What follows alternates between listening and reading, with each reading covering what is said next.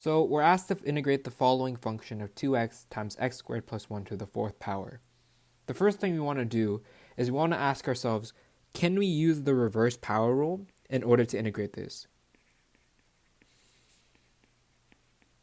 So the answer is going to be no, we can't use the reverse power rule. And the first reason why is because the reverse power rule does not work with binomials. It only works with monomials. So a monomial is going to be something like x to the fourth. It's only one term raised to the power of n, where n is all positive numbers. So like, for example, 5, 4, etc., etc.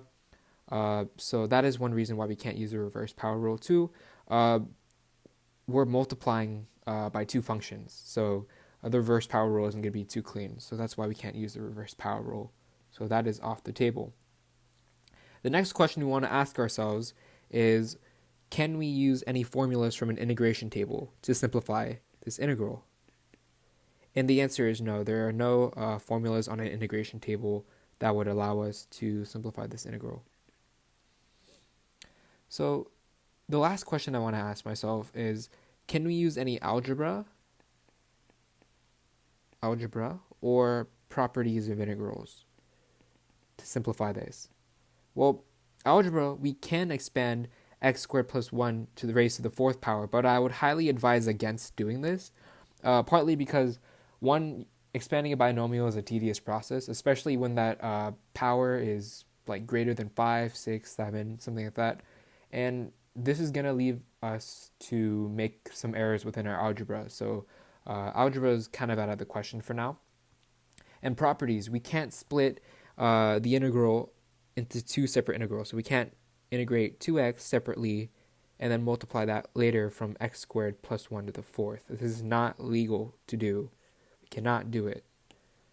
So therefore, properties isn't going to work. So you might be asking yourselves, well, how do we integrate this? We've exhausted all our options, and there doesn't really seem to be a light at the end of the tunnel. Well, that's where integration by U-substitution comes in. So U-substitution.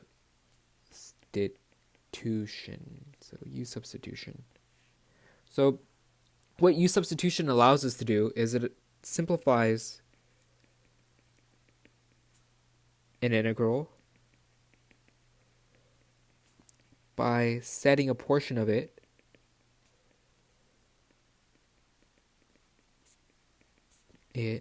equal to a variable called u. And these are supposed to be quotation marks. I apologize. So we got to set a specific portion of the integral equal to a variable u, and we're going to be expanding upon this idea in the first example. So let's do that right now. So we're asked to integrate 2x times x squared plus 1 raised to the fourth power with U-substitution. So the first step to U-substitution, so step number 1, is that we need to substitute a portion of the integral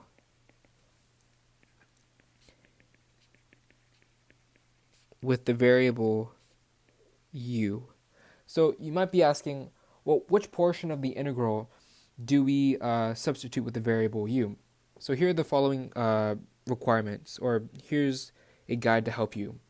So the first bullet point is that it's typically the longer expression. So what do I mean by this? Well, if we're comparing 2x and x squared plus 1, x squared plus 1 has more terms than 2x. So therefore, it makes it the longer expression. So that's one way that we can determine u.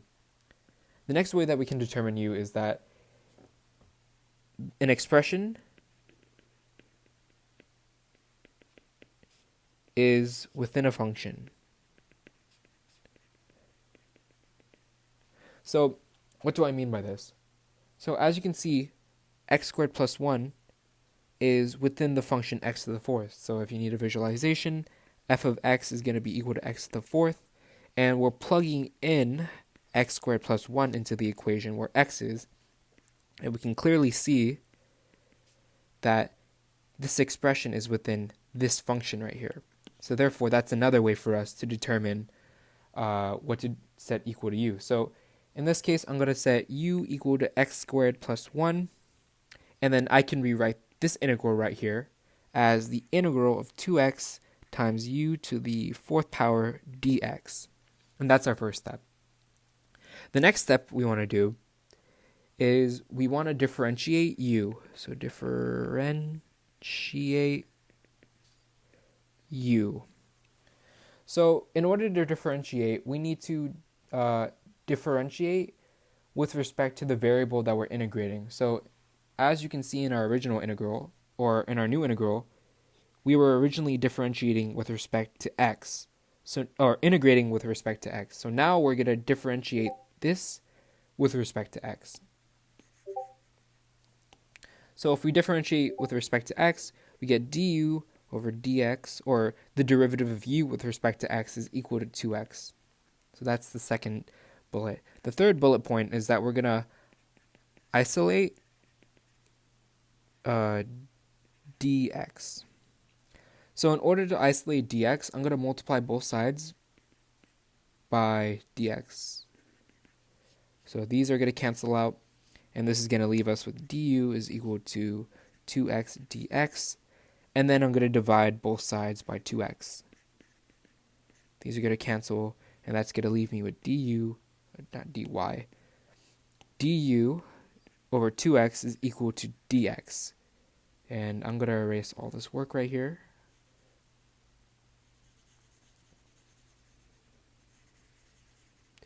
And that is our isolated variable.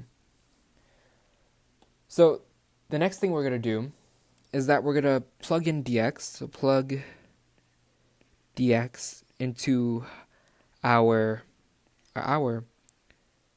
new integral.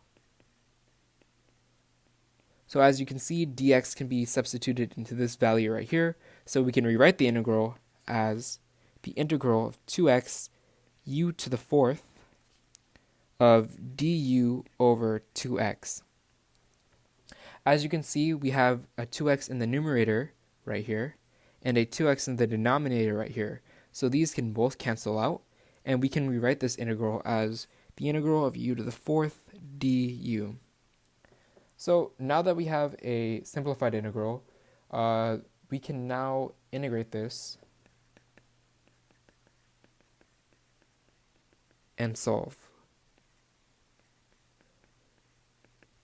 So let's integrate this integral right here using the reverse power rule. So the reverse power rule says take the exponent and add 1 to it, then divide it by the new exponent. So the new exponent is 4 plus 1. This is going to be plus c. And we can rewrite this as u to the 5th over 5 plus c.